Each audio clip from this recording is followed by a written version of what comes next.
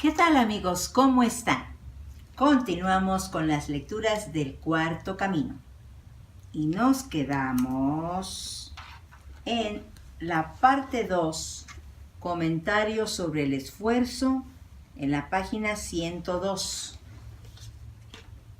A todo lo largo de este trabajo, en todas sus partes, es preciso hacer el esfuerzo de recordarse. La memoria está en los 3 centros.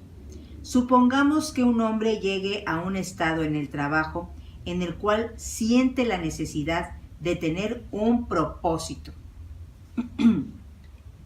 basado sobre lo que ha observado en sí mismo. Tiene un propósito y luego resuelve cumplirlo, pero con el fin de cumplirlo es preciso que recuerde. No solo debe recordar cuál es su propósito, pero debe recordar por qué se hizo ese propósito y qué lo condujo a querer cumplirlo. Si recuerda simplemente su propósito en la forma de palabras, a saber, que este propósito no es para hacer esto o aquello, no para reaccionar de esta manera o de aquella, porque primero nuestros propósitos habrán de ser no hacer, no basta. Solo recuerda con una parte muy pequeña del centro intelectual.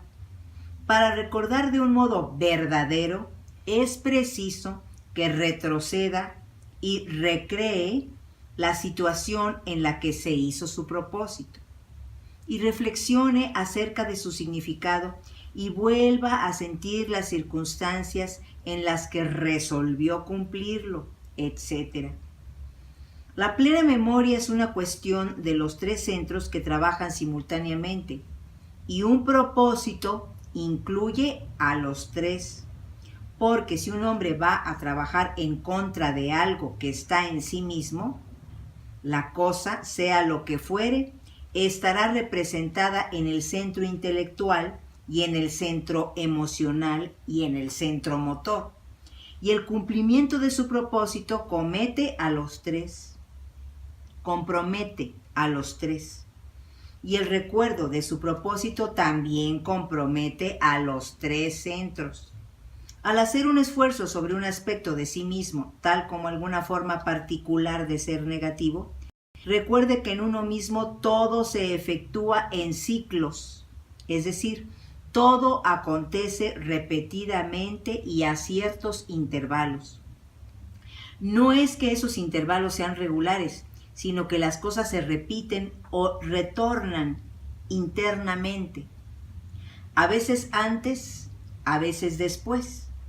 Lo importante es que por la observación una persona observa y recuerda que esto ocurre así, y de este modo logra cierta presciencia, o sea, una anticipación de la ciencia, pues aquí dice presciencia, pues. Y de este modo logra cierta presciencia y puede producir un choque en sí, así, antes que algún modo de ser o algún estado de ánimo haya empezado propiamente en sí misma, sí. Entonces es como una ciencia anticipada que se va a ir adquiriendo a la luz de esos conocimientos, para que si algún estado de ánimo está empezando propiamente en ti mismo, puedas vislumbrarlo, puedas ya más o menos anticiparlo. Ya vengo otra vez con esta misma reacción, un poquito. Esto pertenece a la idea de hacer el esfuerzo en el momento oportuno. Una vez que un estado de ánimo o un modo de ser característico, etc., haya logrado suficiente fuerza, es difícil o imposible detenerlo. Ya cuando estás encarrerada en ese estado, si no lo observaste, si no pudiste un poquitito adelantarte, como dicen aquí, una presciencia de lo que pudiera ayudarte aplicarlo es muy poderoso. Entonces, pues, se sigue uno. Pero, si la observación de sí ha desarrollado en uno mismo una memoria especial que resulta de ella, y solo puede resultar de ella, luego, si esta nueva memoria es bastante fuerte, le dará un punto de ventaja que le permitirá hacer un esfuerzo sobre algún estado inútil cuando empiece a regresar. Claro. Es que la mecanicidad que tenemos está intrínseca, como dicen aquí, desde pequeñitos, porque la vamos adquiriendo.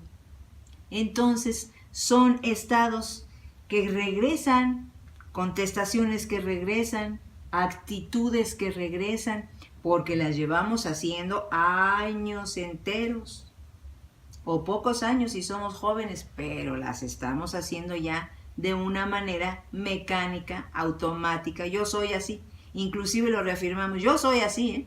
Yo soy bien terca, ¿eh?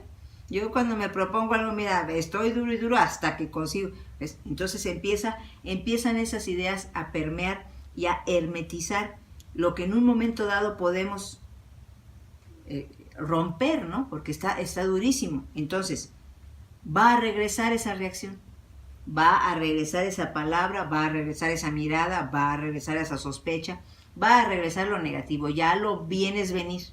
Si tú tuvieras ese punto de presciencia, ¿no? Una presciencia con estos conocimientos, para poderlo observar, ahí vienes, pero ya te agarré. Ya te sentí ese saborcito interior que ahí vas a volver a decir esto, o a hacer esto, o a sentir esto. Y entonces, si es un estado negativo, si es una cosa que te está haciendo sentir mal, o sabes que te estás empoderando y estás abusando de una persona o algo, ya lo vas a sentir, y lo vas a poder detectar y un poquitito frenar antes de que tome vuelo y entonces el caballo se encarrile y pues ya lo dejaste ahí, que se soltara, que caminara y que se fuera para donde fuera. Entonces, continúo. Es decir, si lo reconoce, si en verdad empezó a tenerle antipatía, entonces tendrá una emoción que podrá ayudar su memoria y su pensamiento.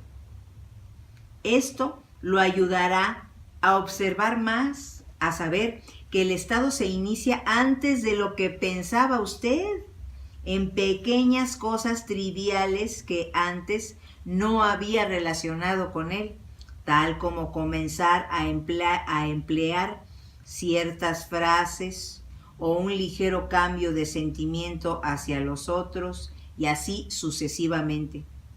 Una observación más amplia nos ayuda a reconocer los estados de depresión y a distinguirlos de los estados negativos. La depresión no es la misma cosa que ser negativo. Traten de descubrir esta verdad por sí mismos, observen que es así. En la última disertación se hizo particular hincapié sobre esta distinción. Y si no ha observado usted que la depresión se diferencia de ser negativo, entonces no ha entendido su significado. Las personas que creen ser brillantes, alegres y felices suelen estar muchas veces deprimidas. Vuelvo a leer. Las personas que creen ser brillantes, alegres, felices, suelen estar muchas veces deprimidas. En todo caso, no es la misma cosa que ser negativo. La observación de sí y el recuerdo de los estados de depresión son muy importantes, porque a menos que uno reconozca lo que es en verdad la depresión, se puede hacer la clase equivocada de esfuerzo. Es solo por la comprensión de dichos estados que es posible trabajar sobre ellos de un modo correcto. La depresión es muchas veces el resultado de la enfermedad, o más bien, al estar enfermo se presenta la posibilidad de sentirse deprimido. Al estar enfermo, la vitalidad baja. Esto no es en verdad depresión, sino que se debe al hecho de que cuando el centro instintivo que se ocupa del trabajo interior del organismo y de su química tiene que enfrentarse con la enfermedad, pide prestado a los otros centros, del mismo modo que en la guerra se obtiene dinero de todas clases de fuentes. Todos ustedes ya han oído hablar de que por lo general el centro instintivo pide prestado primero al banco del centro motor, luego al del centro emocional y después al del centro intelectual. Por esto no es necesariamente depresión, es vitalidad deprimida. Si no se espera nada y se permanece tranquilo y pequeño en uno mismo, la depresión no produce pérdida de esperanza, sino un estado en el cual no se debe pensar y es preciso quedarse quieto y silencioso en uno mismo. Se producen, claro está, alteraciones rítmicas en el cuerpo que llevan a la depresión.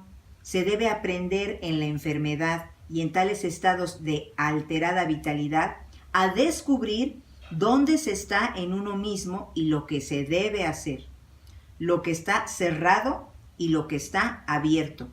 Querer comportarse como de costumbre cuando se está enfermo es lo que deprime. Pues no hay fuerzas. Esta es una actitud equivocada.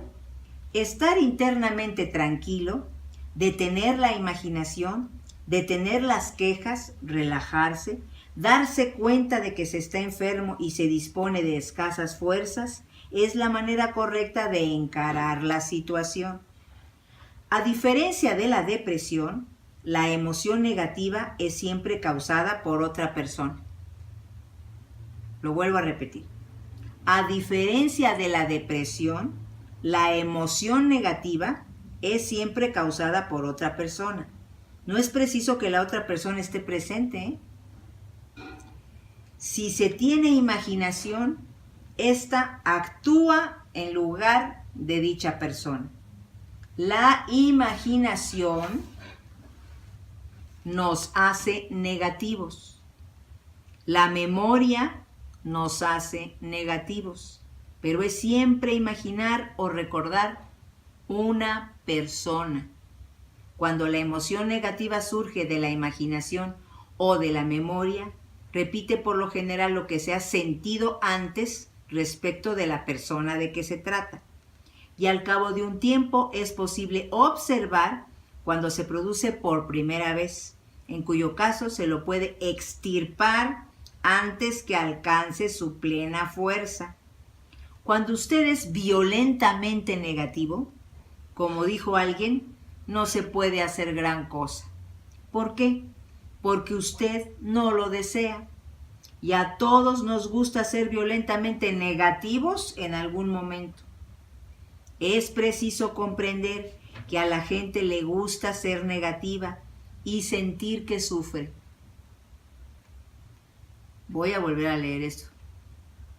Es preciso comprender que a la gente le gusta ser negativa y sentir que sufre. Fíjate qué tremendo, fíjate qué tremendo.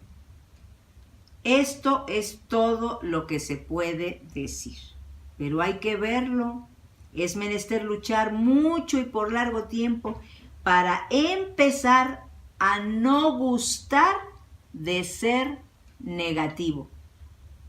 Es demasiado fácil ser negativo. Solo usted mismo, en su más hondo pensamiento, comprensión y sentimiento, puede salir del pozo de los estados negativos hacia la luz de la conciencia y el propósito.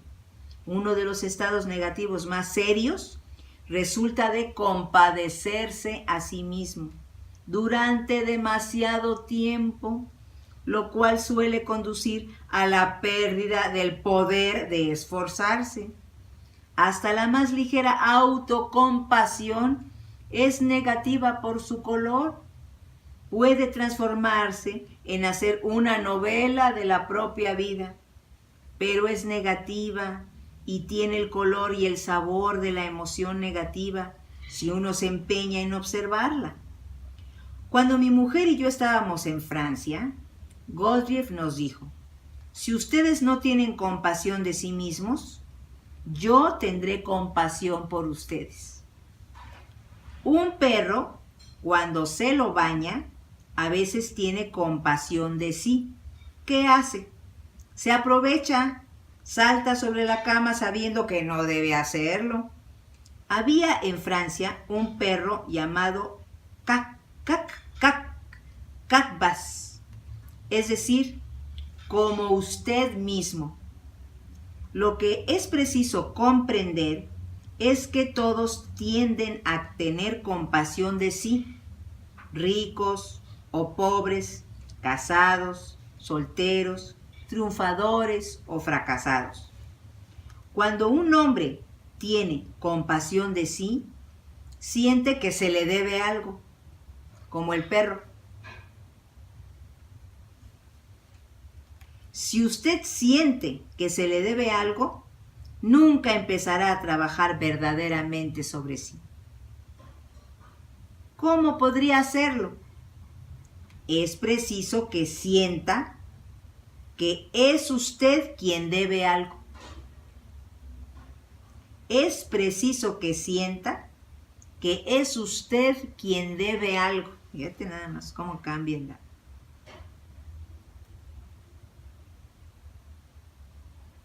Para hacer el esfuerzo de trabajar sobre usted mismo, es menester que sienta realmente que hay algo equivocado en usted. Por lo general, se necesitan años y años antes que una persona llegue a estar convencida de ello.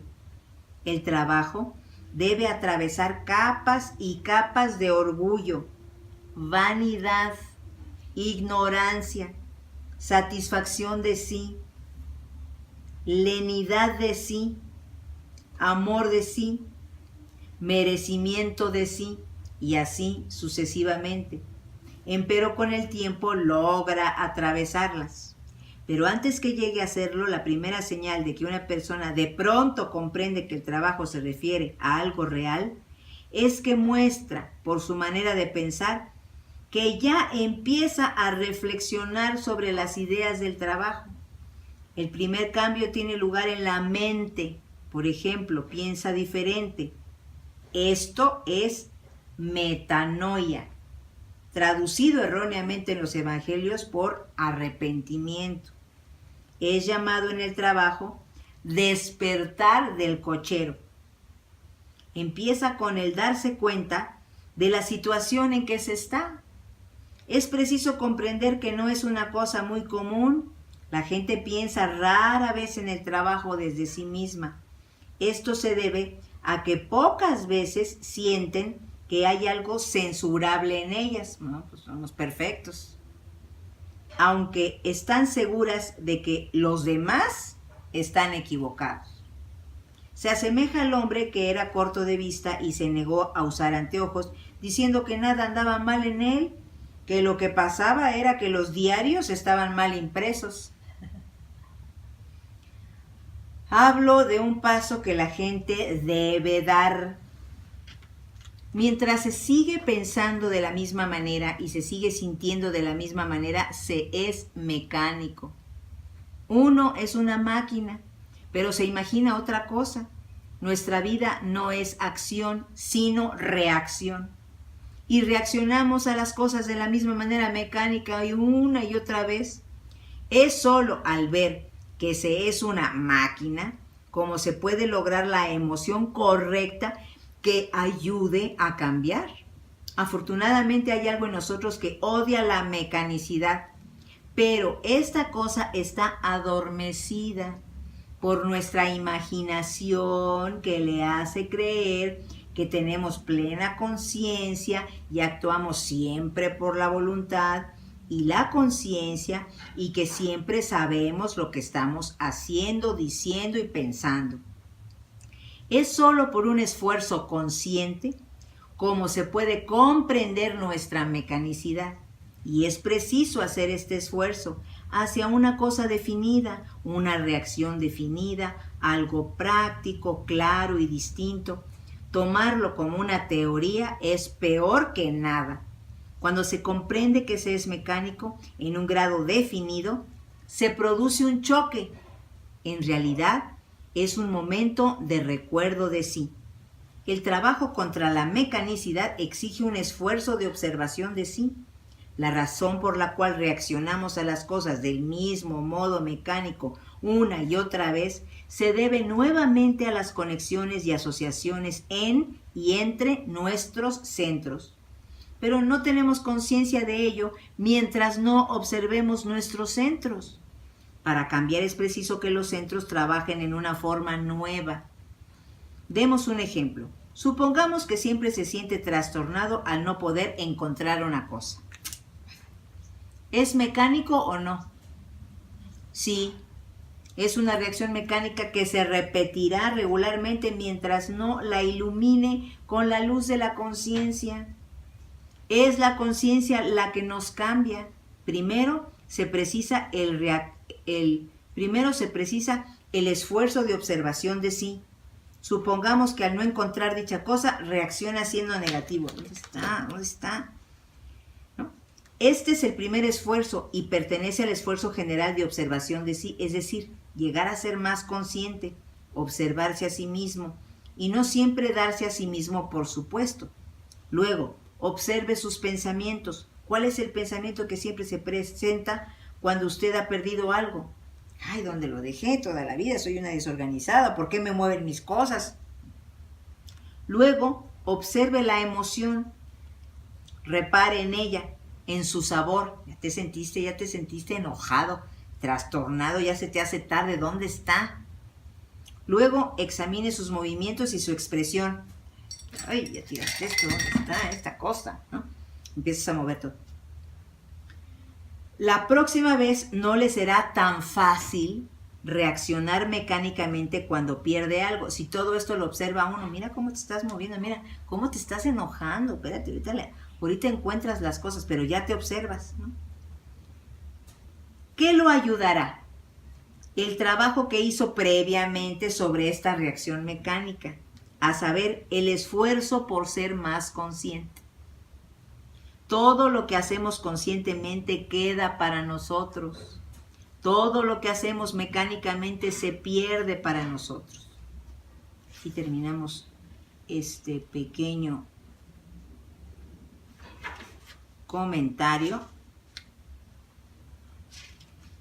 Vamos a continuar. Como este comentario del esfuerzo es bastante amplio, amigos, entonces lo vamos a separar.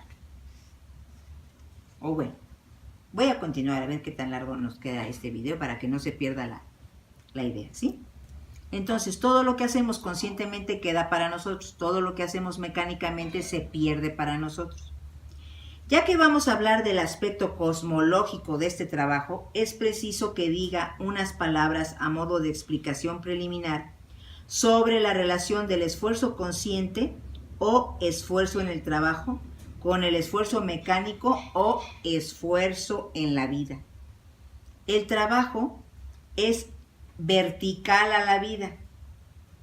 Todo el esfuerzo del trabajo radica en elevar al hombre a un nivel superior. A un nivel superior es vertical a él, es decir, está por encima de él. Tomemos este símbolo que nos da uno de los significados de la cruz.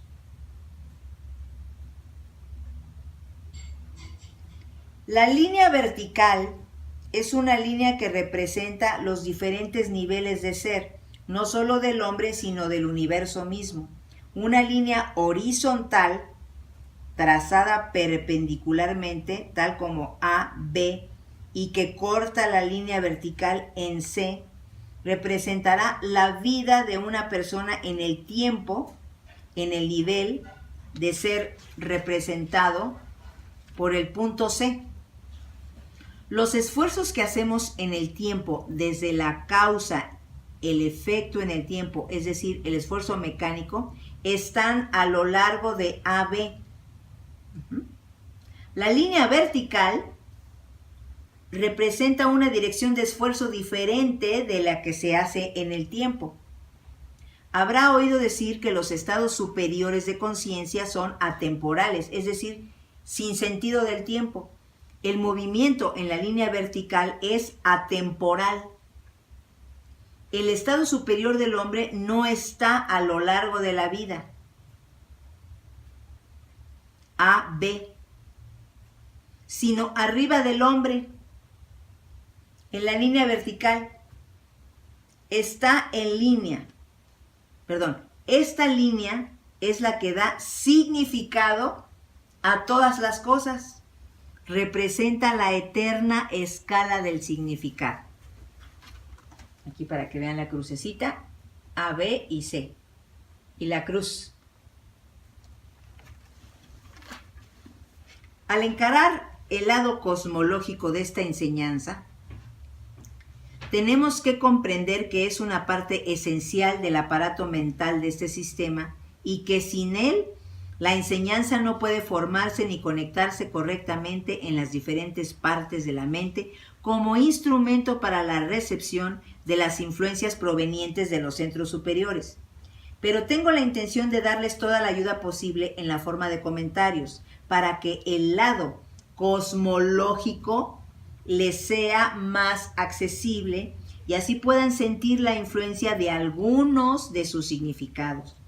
El lado cosmológico es una cosa muy poderosa, pero si no se realiza ningún intento de pensar en él, su fuerza no producirá efecto alguno sobre una persona, y de este modo su experiencia del trabajo no irá mucho más lejos que sus limitados intereses propios.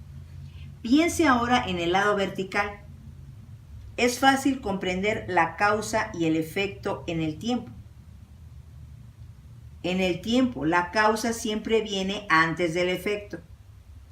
Pero la causa no está totalmente en el tiempo pasado. La causa puede estar por encima y por debajo de nosotros. Para ilustrarlo, mostremos la tabla de los cosmos desde la Tierra hacia abajo. Entonces dice, aquí, estas pequeñas rayitas, hasta arriba dice cosmos de la Tierra, cosmos de la vida orgánica, cosmos del hombre, cosmos de las células, cosmos de las moléculas y cosmos de los átomos hasta abajo. ¿Ven cómo el hombre no está libre? Porque es una diminuta parte del cosmos de la vida orgánica y está compuesto de partes diminutas que pertenecen al cosmos de las células, las que a su vez compuestas de partes diminutas, a saber, a las moléculas y así sucesivamente. El hombre está compuesto de células que pertenecen a su propio cosmos, pero el hombre forma parte de la vida orgánica. Si la vida orgánica muere, el hombre, que es una parte, morirá. Y si el cosmos que está debajo del hombre, las miríadas de células, muere, el hombre dejará de existir. Ahora bien, esta disposición vertical es permanente. Es, por así decir, la causa y el efecto vertical, o se lo puede llamar orden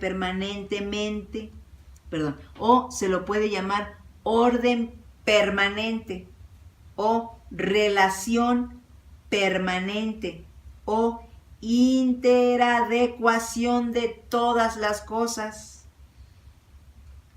Que se le llame orden, disposición permanente o relación, etcétera, no tiene importancia por ahora. Lo que es preciso comprender es que tal cosa como el orden no está en el tiempo, pero el tiempo se desplaza a través del orden. Ahora le mostraré cómo es posible concebir la causa vertical. Si se piensa realmente en la causa vertical, se verá que hay dos clases y dos orígenes en lo que llamamos causa. Tomemos, por ejemplo, un ladrillo. ¿Cuál es la causa vertical de un ladrillo? Y aquí nos pone, hasta arriba constructor, abajo casa y hasta abajo ladrillo. No se fabrican ladrillos a menos de tener la idea de edificar una casa. Por lo tanto, en el significado vertical, la casa es la causa del ladrillo, pero en el significado temporal horizontal en el tiempo, el horno de ladrillos es la causa. Se lo puede representar así. Aquí está otra vez. Constructor hasta arriba, casa, ladrillo. Horno de ladrillos, ciencia para la fabricación de ladrillos, etc. Los ladrillos hacen la causa en el tiempo, pero la casa hace los ladrillos en la escala vertical del significado. Pasado, presente, futuro en la línea horizontal. Y aquí nada más dice abajo, presente y arriba. El hombre, como se dijo, está situado así, en el centro de la cruz. Tiene un significado vertical y tiene un significado temporal. La causa temporal del hombre es el pasado en el tiempo. La causa vertical es su significado, y su significado será el nivel de ser al cual pertenece. Ya han oído decir que el nivel de ser atrae su vida. Esto significa que su vida estará de acuerdo con su nivel de ser.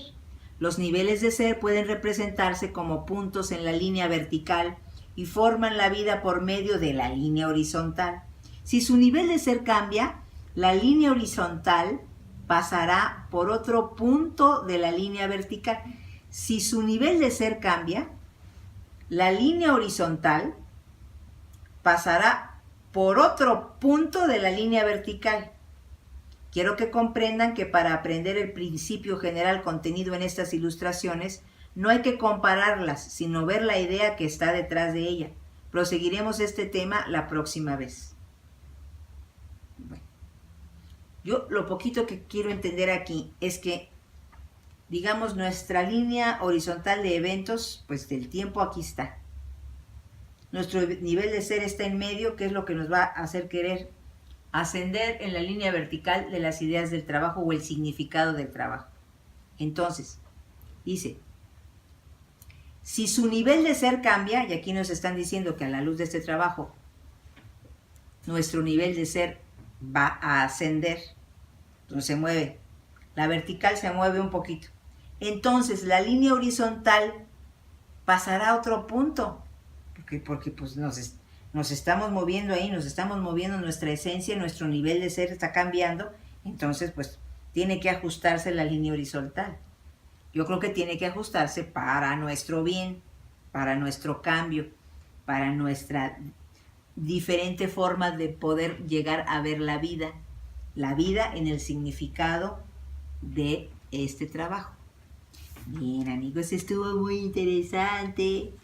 Nos quedamos en la página 108 para continuar con el comentario sobre el esfuerzo, parte número 3. Qué interesante. Muchas gracias, amigos. Aquí nos vemos en la próxima lectura. Que estén muy, muy bien.